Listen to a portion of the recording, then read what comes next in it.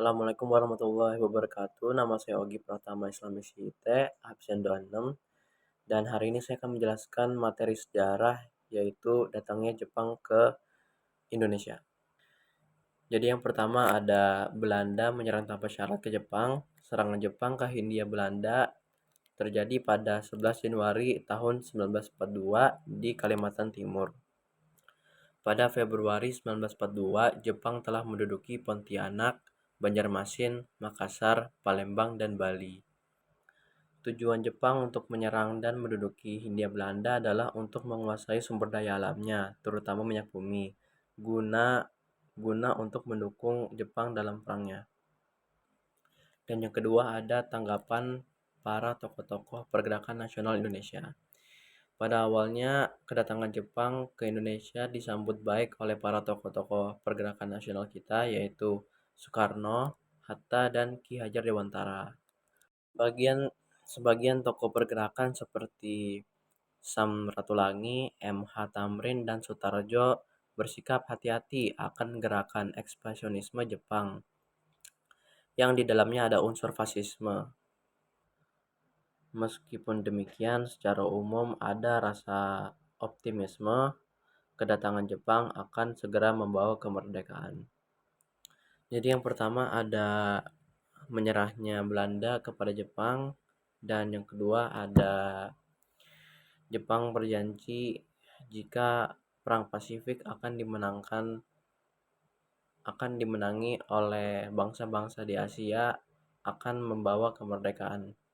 Tiga, ada pendukung Jepang di Indonesia.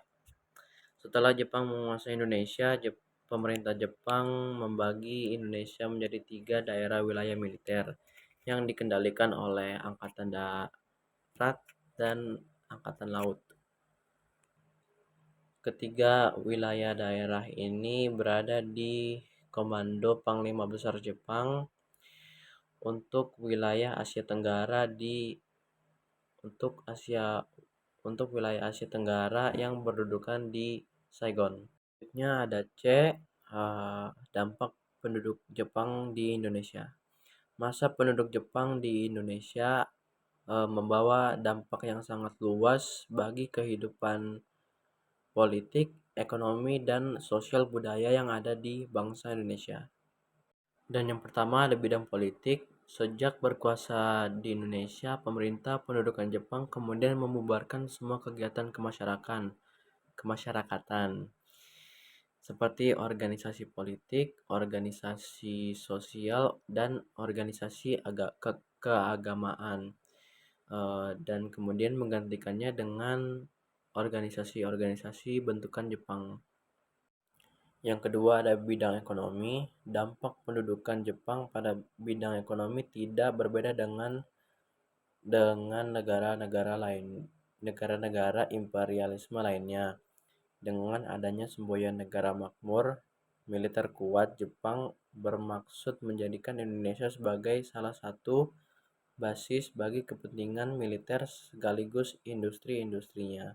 Dan yang ketiga ada bidang sosial. Tapi saya akan ambil tentang pendidikan saja. Pada masa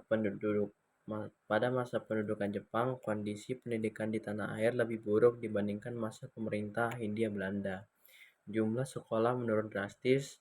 Beberapa kegiatan pendidikan di perguruan tinggi sempat terhenti selama beberapa tahun.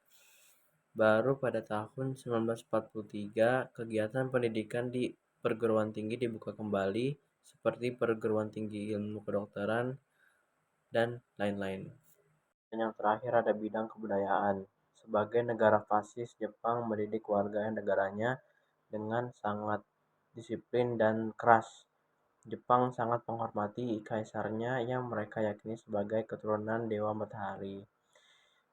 Itulah latar belakang kebiasaan mereka untuk memberi hormat kepada matahari yang disebut Seikerei, dengan membungkukkan punggung-punggung mereka dalam-dalam.